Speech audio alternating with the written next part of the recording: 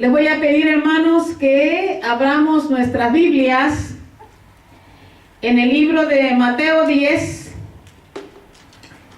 versículo 5, y voy a predicar este día sobre el agua viva. Jesús, agua viva.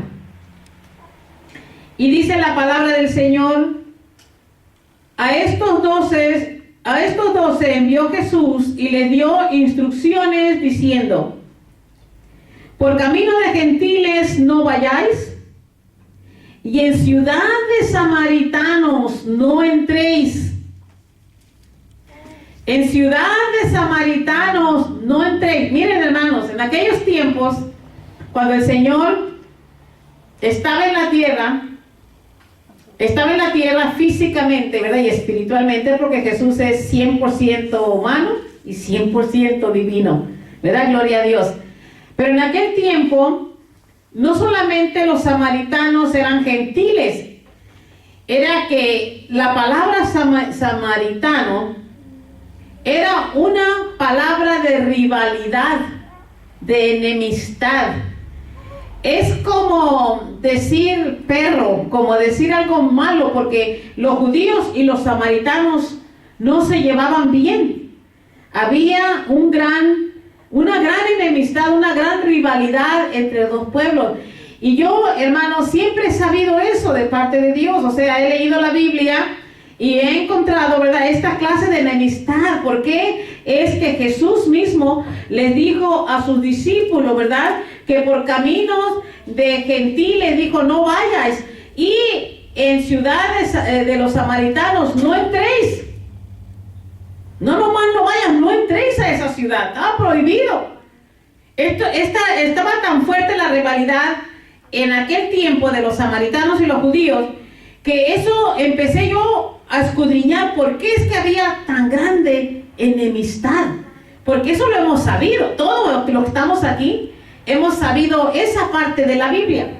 Pero vean ustedes lo que yo encontré, la razón por la cual esta enemistad y esta rivalidad se llevó a cabo entre judíos y samaritanos.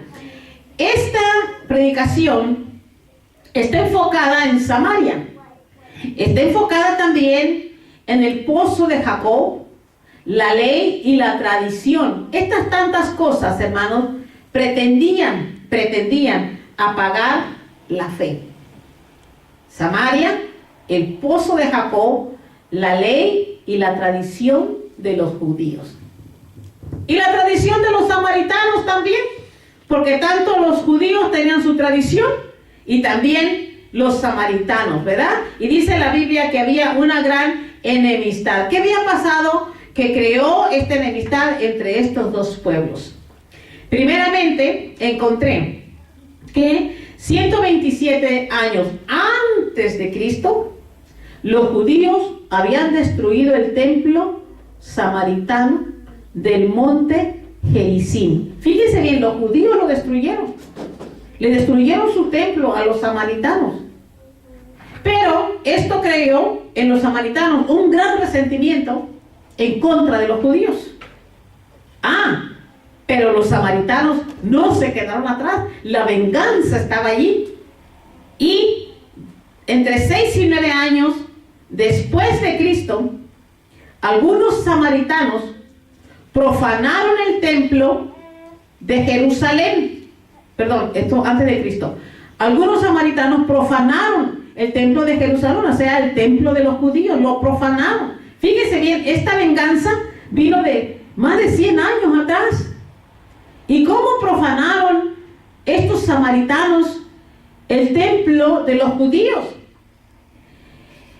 Estos samaritanos esparcieron huesos humanos en los atrios y de esta manera lo profanaron, porque los samaritanos sabían y reconocían que en el templo de los judíos la ley les prohibía tocar muertos, y empezaron a esparcer los huesos humanos sobre el altar, sobre el atrio del templo de Jerusalén. Y por esa razón, tanto el templo de los judíos como el templo de los samaritanos quedaron destruidos. estaba destruido y el otro estaba profanado. No se podían usar.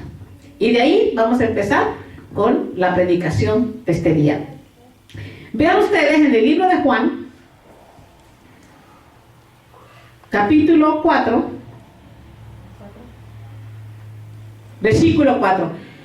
Esta predicación se basa en esa relación que tenían, o en esa no relación que tenían los judíos y los samaritanos. Es esa rivalidad, y de eso quiero predicar hoy en día. Está enfocada en esa rivalidad y qué fue lo que hizo Jesús para resolver este gran problema de estos dos pueblos rivales, ¿verdad? Y dice la palabra del Señor que en el capítulo, todo el capítulo de Juan 4 hasta el versículo, déjeme ver, hasta el versículo 30 nos enseña eso que acabo de hablar, eso que acabo de decir, la rivalidad, ¿verdad?, entre estos dos pueblos. Pero Jesús tenía un plan, una estrategia. Había dado anteriormente órdenes a sus discípulos que no entraras en región samaritana. No entraras, dijo. Pero él rompió su propia regla, como él lo sabe hacer siempre. Ay, gloria a Dios, que Jesús rompe las reglas, ¿no es cierto? Las reglas que nosotros no podemos romper, Él las rompe. Y dice la Biblia que llega Jesús, dice, con sus discípulos, tenían hambre y llegaron a Samaria. Y precisamente llegaron hasta el pozo de agua. El pozo de agua le llamaban el pozo de Jacob. ¿Por qué le llamaban el pozo de Jacob? Porque en Samaria, porque Jacob anteriormente en el libro de Génesis nos habla de que Jacob había comprado este terreno, ¿verdad?, en el cual se hizo este pozo y le pusieron el pozo de Jacob, que era un lugar donde toda la región de Samaria venía a abastecerse de agua, ¿verdad? No solamente los humanos, pero también los animales, todo el mundo se servía de esta agua del pozo de Jacob. Entonces, esto fue una gran noticia, que un judío llegara a Samaria. Si no los querían, no los querían, los odiaban. Pero Jesús se encuentra con una mujer en el pozo de agua. Y dice el Señor en el versículo 4, y le era necesario pasar por Samaria.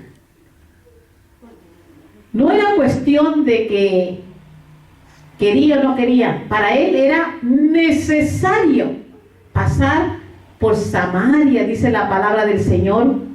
¿Por qué era necesario pasar por Samaria? Miren, Israel estaba al norte y Samaria estaba al sur.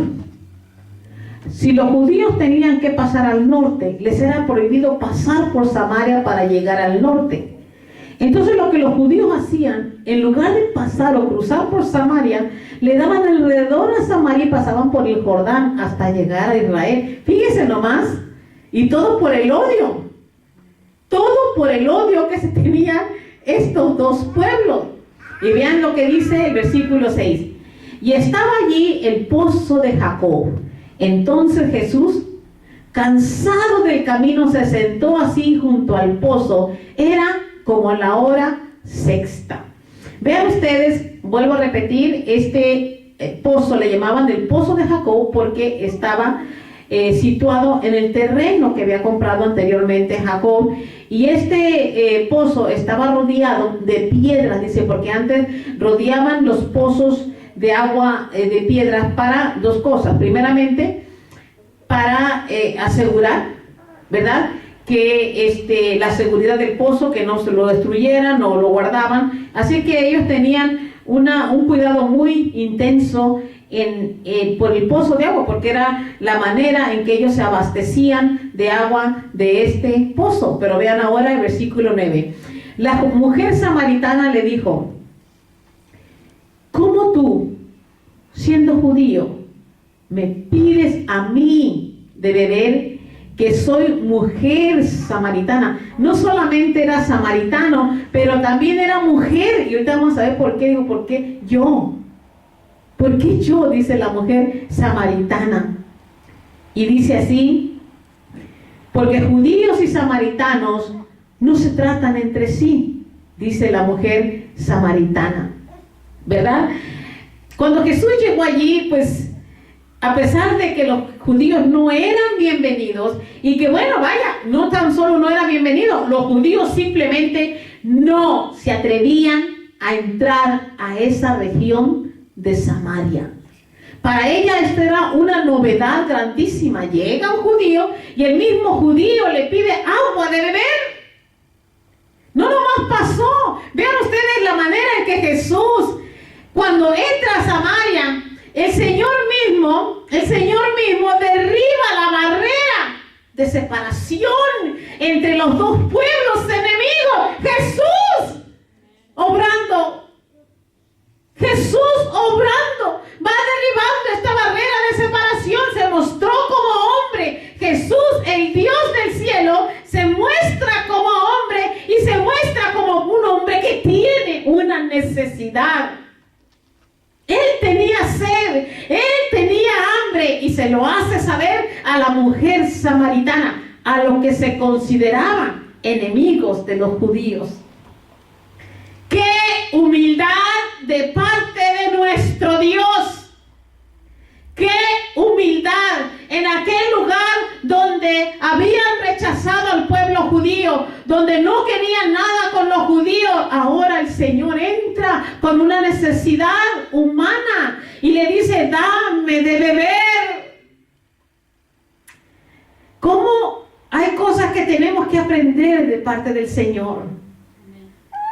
Que donde no nos quieren tenemos que llevar el evangelio, que donde somos rechazados tenemos que hablar, tenemos que quitar las barreras, tenemos que quitar los obstáculos para alcanzar las almas que se están perdiendo, y todo por una enemistad religiosa. Porque muchos cristianos dicen, es que son católicos y no quieren nada con Dios, ¿o sí? Y eso los católicos posiblemente dirán, estos cristianos se creen más grandes que Dios. Una enemistad todavía, hermanos. Estas son las barreras que Jesús vino a destruir. Dice aquí la palabra del Señor que no solamente Jesús destruyó la barrera que los dividía, Jesús eliminó toda superioridad. Nunca se creyó más que un ser humano. Al contrario, siempre se creyó menos, porque se creyó porque era humilde, dice la Biblia. Y también otra de las cosas que Jesús estaba haciendo al enfrentar a esta mujer samaritana, estaba suprimiendo la discriminación racial. Judíos y samaritanos no se llevaban. Es como decir, mexicanos y salvadoreños no se quieren, ¿no es cierto? O mexicanos y guatemaltecos no se quieren, algo así. Pero no tan solo eso hizo Jesús.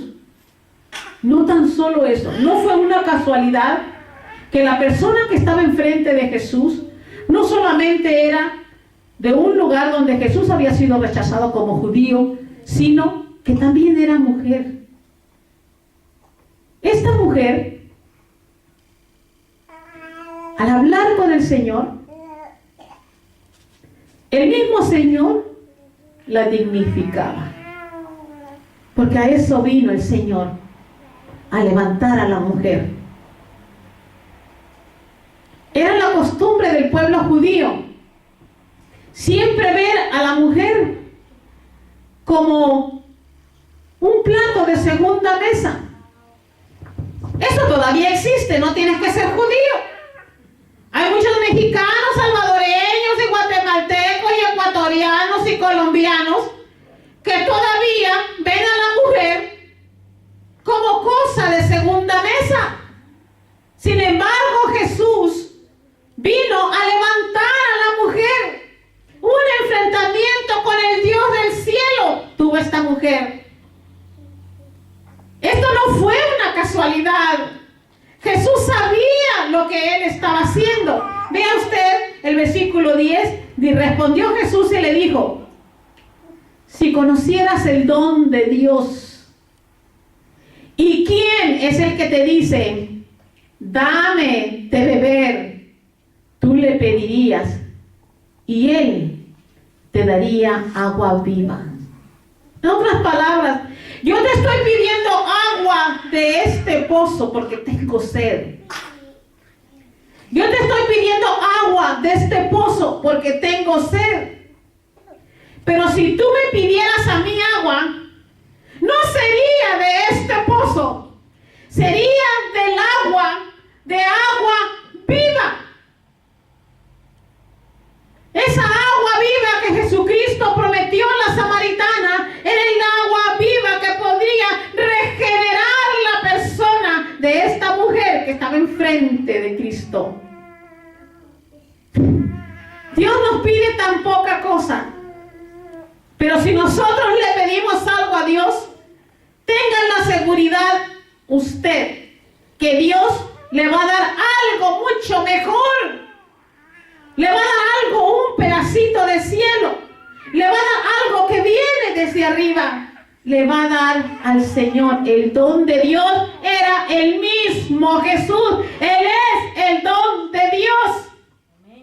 Si conocieras, dice, el don de Dios, y quien es el que te dice, dame de beber, es el mismo Jesús que le estaba diciendo, si conocieras el don de Dios, porque está enfrente de ti y te está hablando. A Él le pidieras, dame de beber. ¿Cuántas veces Dios ha estado enfrente de nosotros? ¿Cuántas veces Dios ha estado pidiéndonos cosas?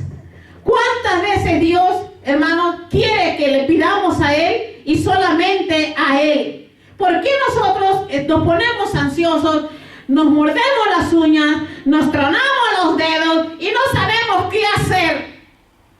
Cuando Dios está enfrente de nosotros diciendo, pídeme a mí, pídeme a mí. Aquí la palabra del Señor, en el versículo 10, el Señor le dice, si conocieras el don de Dios, ¿y quién es el que te dice, dame de beber? Tú le pedirías y Él te daría agua viva. No cualquier agua. No cualquier agua. Jesús venía porque tenía sed y pidió agua del pozo de Jacob. Esa agua de los cuales Samaria se alimentaba, eran personas que venían al pozo de Jacob a abastecerse de agua porque tenían sed, pero esta era una necesidad exterior, porque cada vez que tenían sed tenían que regresar al pozo. Esta era la verdad. Y aquí, cuando nosotros no hemos venido todavía a Jesús, cuando todavía no hemos redimido nuestros pecados delante de Jesús, hermanos, queremos abastecernos y proveernos las cosas exteriores. Nos compramos una cosa para sentirnos mejor. Si tenemos mejor casa, nos sentimos mejor. Si tenemos mejor carro, nos sentimos mejor. Y todo el tiempo vamos a tener necesidad de algo. Pero cuando Dios te da algo, es para vida eterna, dice la palabra del Señor. Jesús le dijo, si tú me das algo que yo te pido, yo te prometo que yo te voy a corresponder con algo más grande que lo que tú me vas a dar a mí. Esa es el agua viva que todos nosotros necesitamos de parte de Dios. Y eso se llama fe. Jesús aquí no reconoce las divisiones causadas por las diferencias religiosas. Y ese es el problema que tenemos hoy en día, los cristianos. No queremos hablar con aquel persona porque es menos o más religioso que yo. O es menos cristiano o es más cristiano que yo. Siempre vamos a ver esa barrera que hay entre estas personas. Jesús ofrece algo más grande, ofrece algo superior. Jesús ofrece algo que el hombre no nos puede dar. Jesús ofrece el don de Dios, que no hace distinción entre los humanos. No importa de qué religión vengas, no importa cuáles sean tus tradiciones, restricciones. No importa qué es lo que tú hayas creído. Dios es un Dios sin límites. Ven a tomar de esta agua. Ven a tomar del agua de la vida. Ven a que Dios sea tu sustento. Ven a que sea Él quien regenera tu vida para poderte llevar a la vida eterna juntamente con el Padre. Si la regeneración no viene del agua viva, nunca podemos ser verdaderamente regenerados para la gloria de Dios. El hombre necesita ser regenerado desde adentro hacia afuera. Desde adentro hacia afuera. Quite la mirada de las cosas exteriores y por favor, hágase un favor. Enfóquese en la persona que está allá adentro. Enfóquese en el espíritu humano que tiene necesidad de ser alimentado de toda palabra que sale de la boca de Dios. Ese don de Dios es Jesús mismo. Él es el manantial de agua.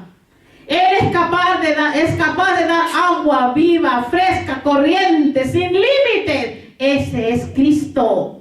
Por eso el Señor le decía, si tú me pides a mí, yo te voy a dar agua viva. No es un agua de la cual tú vas a volver a tener sed, hermano. Hay el espíritu regenerador que solamente viene por la palabra de Dios, que es el agua viva que Dios ofrece a las naciones. Vean ustedes el versículo 13 y 14. Respondió Jesús y le dijo, cualquiera que bebiere de esta agua volverá a tener sed. Mas el que bebiere del agua que yo le daré no tendrá sed jamás, sino que el agua que yo le daré será en él una fuente de agua que salte para vida eterna. Este es el agua que nosotros deberemos de tomar. Este es el agua que nosotros debemos de aceptar, hermanos. Solamente el agua de Dios, el Espíritu, es el manantial interno. No es externo como el de Jacob. El pozo de Jacob era un pozo de agua, pero era externo. El Espíritu de Dios es manantial de agua pura y trata con el hombre interior. El Espíritu de Dios da vida en lo profundo del ser humano. No se acomoda a cosas externas ni a normas del mundo. El Espíritu de Dios es regenerador. Es un don permanente que hace nacer una vida nueva y la sostiene. Si tú has recibido el Espíritu de verdad, yo te aseguro que la fuente de agua y de vida eterna está dentro de ti. No te deje el Señor, no te abandone el Señor. La fuente está allí. Amén. Este manantial de agua viva es como el acto de beber. Corresponde como al mensaje del nuevo nacimiento, ¿verdad? Que nos dice en el libro de Juan 3, del 3 al 7. No tiene que leerlo solamente, buscarlo después. Cuando nosotros recibimos y tomamos de esa agua, nosotros quedamos interiormente, la persona de adentro viene a convertirse en una nueva persona. Y esta persona dentro de nosotros se hace recipiente de un manantial que brota continuamente esa vida fresca, esa vida sana de parte de Dios. Vean lo que dice el versículo 18. Aquí la palabra del Señor nos dice también, ¿verdad?, que los judíos tenían graves problemas con los samaritanos o con personas que cometían pecados. En esta ocasión, esta mujer, después de hablar con Jesús, la mujer le confiesa, ¿verdad?, que está casada, pero Jesús la descubre. Y le dijo, no, tú no estás casada, tú estás viviendo y 5 maridos has tenido. O sea, para esta mujer, era una mujer, digamos, no buena para mucha gente, para muchos judíos, y bueno, los samaritanos también. Pero para los judíos era otra razón más por la cual tenían que odiar al pueblo samaritano, ¿verdad? Y dice la palabra del Señor, porque 5 maridos has tenido, y el que ahora tienes no es tu marido. Esto has dicho con verdad. Esta mujer Esta mujer quería saciar su sed en el pozo de Jacob. Amén. Y el Señor se dio cuenta que esta mujer necesitaba el agua que Él tenía que ofrecer. Porque si no lo hubiera sido así, esta mujer hubiera siguiendo teniendo maridos y maridos y maridos y maridos. Y en la ley judía se aceptaba que una mujer podía volverse a casar hasta tener 3 maridos. Ese es el límite, 3 maridos. Si te divorcias de todos ellos, puedes volverte a casar. Eso decía la ley judía.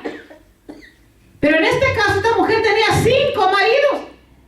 Y el que con ella estaba viviendo no era su marido, no estaba casada con este hombre. Eso quiere decir que estaba viviendo con un hombre que no era su marido y que posiblemente ni siquiera se había divorciado del 4º marido. Para los judíos, esta mujer era considerada inmoral. Inmoral. Esta persona no era muy buena, no tenía buen testimonio. Y dice la palabra del Señor en el versículo 20. Perdón, 19 y 20. Le dijo a la mujer: Señor, me parece que tú eres profeta. Obviamente, esto llevó a esta mujer a descubrir que no estaba hablando con cualquier hombre, sino con un profeta. Y dice así: nuestros padres adoraron en este monte, y vosotros decís que en Jerusalén es el lugar donde se debe adorar. Jesús le dijo: mujer, créeme, que la hora viene cuando ni en este monte, ni en Jerusalén adoraréis al Padre. La mujer estaba completamente confundida. Vuelvo a repetir otra vez. La tradición es una de las cosas que quiere apagar la fe. La tradición de los hombres. Los hombres hacen cosas por tradición, no porque puedan sacar algo fructífero o eterno de esta tradición. Pero la mujer estaba súper confundida. Para ella, el encuentro con Dios, con el Dios verdadero, para ella se reducía a una cuestión de cultos. Deseaba saber la mujer cuál era el verdadero culto o el falso culto. Para ella, tener cultos era la manera de tener un encuentro con Dios, como muchos cristianos hoy piensan y creen dentro de su corazón que solamente pueden tener una relación con Dios cuando vienen al templo, cuando vienen a adorar. Porque todavía hay mucho cristiano hoy en día que está pegado más a las tradiciones del mundo que a encontrar la verdad y a beber de esa agua viva que Dios tiene preparado para todos aquellos que han creído en Él y le han seguido. Esta tradición de esta mujer ponía en duda la verdad. Esta mujer, estaba aferrada a la validez de Jacob. ¿Por qué? Porque Jacob era el dueño del pozo. Él era el que suplía las necesidades externas. Y así le pasa a los creyentes hoy en día. Piensan que si pueden estar bien en la carne, ya están bien con Dios. La solución para ella no podía implicar aún dejar esta tradición. Y ese es el problema de mucha gente. Este es el problema más grande dentro del cristianismo. Que mucha gente piensa que puedes amar a Dios y servir en tus tradiciones todavía. La tradición, si tú la mantienes, te va a pagar tu fe. Y esa es la razón por la que vemos mucha gente apartándose de las iglesias, apartándose del Dios vivo. No te estoy diciendo que tu solución esté en la iglesia, no estoy diciendo eso. Pero hay un día, hay una hora en que el cuerpo de Cristo, los miembros del cuerpo de Cristo, se reúnen en la congregación de los santos para adorar al Dios que vive. Vean lo que dice la palabra del Señor.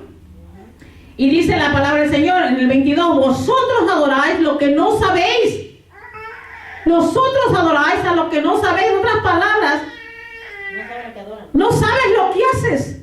No sabes ni a quién estás adorando. Nosotros, dice Jesús, refiriéndose al pueblo judío, nosotros los que sabemos, dice, adoramos lo que sabemos, porque la salvación viene de los judíos. En otras palabras, no mantengas esta rivalidad con el pueblo judío, no la mantengas, porque te estás perdiendo de gran salvación, porque la salvación viene de los judíos. Al pueblo judío se les dio la promesa, la ley, la honra y la alabanza de Dios para adorar al Dios vivo. Vean ustedes, y dice en el 23, mas la hora viene, y ahora es cuando los verdaderos adoradores adorarán al Padre en espíritu y en verdad, porque también al Padre tales adoradores busca que le adoren. Dice, Dios es espíritu, y todos los que le adoran en espíritu y en verdad es necesario que le adoren. No se trata de culto, no se trata de templo. Jesucristo estableció y aclareció esto con la mujer samaritana, que al Dios de los judíos era el Dios que adoramos en espíritu y en verdad, porque los judíos no podían adorar a ídolos ni cosas semejantes a los ídolos. Adoraban al Dios que creó los cielos y la tierra en espíritu y en verdad, y esa era la clase de adoradores que Dios estaba buscando. Le dijo, no es dónde. La pregunta no es dónde adorar. Acuérdense que los dos templos estaban destruidos, el templo samaritano y el templo judío. No es cuestión de dónde, es cuestión de cómo adoras. Aleluya, sí, Señor. ¿Cómo adoras? ¿Estamos adorando imágenes o estamos adorando en espíritu y en verdad al Dios que creó los cielos y la tierra? No se trataba de escoger entre los cultos históricos, entre los cultos religiosos judíos y samaritanos. Estos templos estaban destruidos. Por eso el Señor le dijo, no rechaces al pueblo judío, no lo rechaces, porque la salvación de tu vida viene de los judíos. Jesús habla de un cambio radical. La época de los templos había terminado. Oigan, Jesús un día dijo, este templo que duraron ustedes 46 años en construir, puede ser derribado. Pero si destruyeres este templo, refiriéndose al templo que él, Jesús, en 3 días lo levanto. ¿Quién puede entender el idioma de Jesús? Los fariseos se preguntaban, mira este loco, está diciendo que él puede levantar este templo que fue creado en 46 años y él dice que en 3 días lo levanta. Por eso a muchos hermanos, a muchos incrédulos, los cristianos parecemos locos, porque hablamos de cosas que no vemos, testificamos de cosas que no vemos, y nosotros adoramos a un Dios que no vemos en espíritu y en verdad. Por eso somos locos. Yo quiero estar loca cada día, vez más. Todos los días quiero que Dios agregue un poco de locura a mi persona. Alabanza. La cuestión de los templos había terminado. Ahora Jesús, Él mismo, es el lugar. Él es el lugar. Porque tiene que haber un lugar, ¿no es cierto?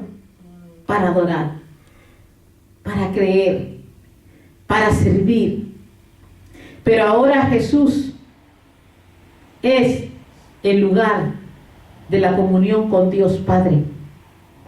No hay otra manera. No se crea usted que porque usted viene a la iglesia, usted viene a adorar al Padre. Hermanos, el Padre quiere ser adorado 7 días de la semana, 365 días al año. Y lo podemos hacer a través del templo de Jesús. Jesús ahora toma el lugar del templo.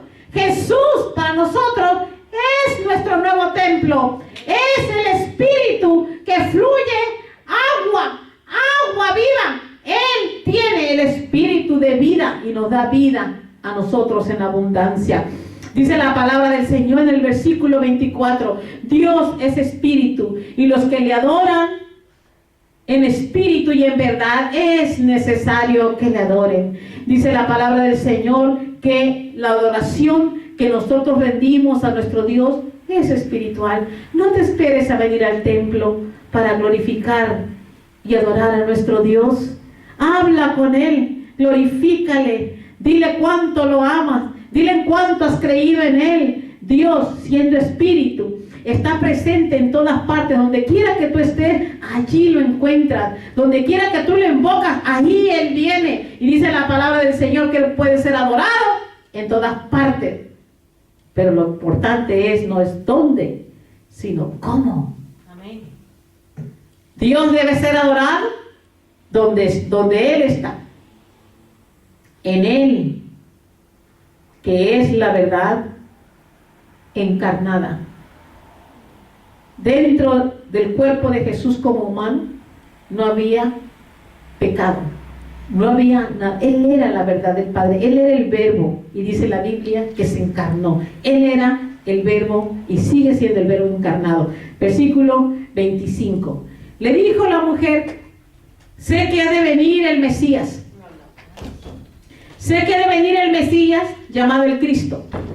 Cuando Él venga, nos declarará todas las cosas. Fíjense bien que esta plática con la samaritana, ¿verdad? Empezó a abrirle el entendimiento. Empezó a reconocer ella que en realidad ella había oído de un Mesías que venía, ¿verdad? Y dice, cuando Él venga, nos declarará todas las cosas. Jesús le dijo: yo soy el que habla contigo. Yo soy el que habla contigo. Cuando nosotros, santo, santo, hay presencia de Dios. Cuando nosotros, nunca digas, cuando el Señor venga, hermanos, todos los que hemos creído en Él, hemos creído en sus promesas, tenemos nuestra fe puesta en las promesas de Dios, no de los hombres. No servimos a Dios porque alguien nos empuja. No hemos creído en Dios porque alguien nos ha hecho creer en Dios. Creemos en Dios porque el Espíritu Santo está en nosotros. Amén. Dice la palabra del Señor que Él es Espíritu. Amén. Y Él debe ser adorado en espíritu y en verdad. Amén. Jesús le revela a la mujer samaritana: yo soy el que habla contigo. Aleluya. Y el 28 y 29 dice la palabra del Señor, versículos 28 y 29. Vamos a hacer 27. Y en esto vinieron sus discípulos y se maravillaron de que hablaba con una mujer. Sin embargo, ninguno dijo: ¿qué preguntas? ¿O qué hablas con ella? Entonces la mujer dejó su cántaro y fue a la ciudad y le dijo a los hombres: venid, ved a un hombre que me ha dicho todo cuanto he hecho. ¿No será este el Cristo? Entonces salieron de la ciudad y vinieron a Él. Después de que Jesús le revela a la mujer que Él era el Cristo que esperaban, que estaba hablando con ella, que estaba haciendo la paz entre los dos pueblos. Yo soy, dice, el que habla contigo. Jesús hace la promesa entre la promesa del agua viva de Jesús. Dice la Biblia que la samaritana corre y olvida el agua del pozo de Jacob. Dice la Biblia que dejó el cántaro olvidado. Una vez que recibió el agua viva, no le importó ir al pozo de Jacob por agua. Dice la Biblia que ella abandonó el cántaro. Entonces la mujer dejó su cántaro y fue a la ciudad y dijo a los hombres: abandonar el cántaro es abandonar todas las cosas materiales. Abandonar el cántaro es abandonar todo aquello que se interpone entre tu amistad con Dios. Abandonar el cántaro quiere decir abandonar tus necesidades. Cree en el Señor. Cree que en ti la vida está en ti y que el Señor va a hacer porque Él te conoce.